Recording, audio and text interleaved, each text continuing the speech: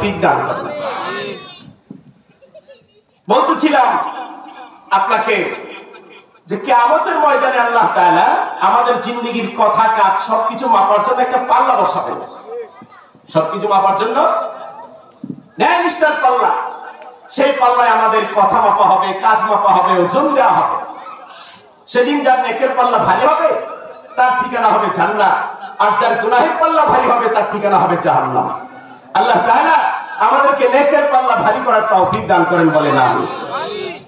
প্রশ্ন হয় যে নেকের পাল্লা ভারী হয় কি করলে? জানার দরকার আছে না? নেই। নেকের পাল্লা ভারী করতে চাইলে তিন কাজ।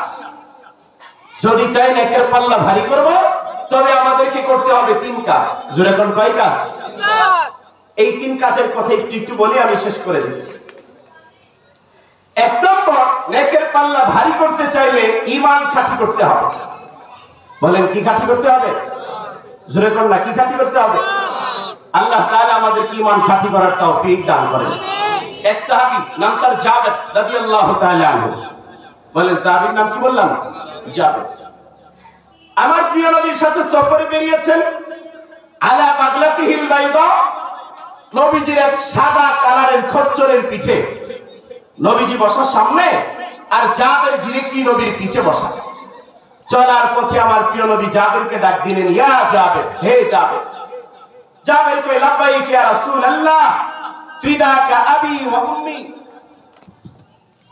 ইয়া রাসূলুল্লাহ, আপনার জন্য আমার মা বাবা উৎসর্গ হোক, কি নির্দেশ করবেন করেন, মানার জন্য আমি তৈরি আছি।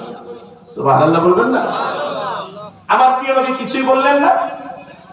আবারও পথ চলতে লাগলেন। চলার পথে পয়গম্বর আবার ডাক দিলেন, ইয়া জাবের, হে জাবের। জাবের কয়, লাব্বাইক ইয়া রাসূলুল্লাহ, ফিদাকা আবি ওয়া উম্মি। ইয়া রাসূলুল্লাহ, আমি তো তৈরি, আপনার জন্য আমার মা বাবা উৎসর্গ হোক, মানার জন্য আমি রেডি, কি বলবেন বলেন না। দোস্ত, তখন নবী কিছু বললেন না। কয়বার হলো? কি অঙ্ক কঠিন হয়ে গেছে নাকি? না হইলে জোরে জোরে কোন কয়বার হইছে? আবারও চলতে লাগলেন। চলার পথে তৃতীয়বারের মতো নবী ডাক দিলেন, ইয়া জাবের, হে জাবের। জাবের আগের দুইবারের মতো বললেন, লাব্বাইকা ইয়া রাসূলুল্লাহ, ফিদাকা আবি ওয়া উম্মি। নবী গো, আপনার জন্য আমার মা আমার বাবা উৎসর্গ হোক, আপনার নির্দেশ মানার জন্য আমি তৈরি, কি বলবেন বলেন। আমার ভাইরা, একবার দুইবার তিনবার করে করে পয়গম্বর জাবেরকে ডেকে ডেকে মূলত জাবেরের মনোযোগটা শতভাগ আকর্ষণ করলেন।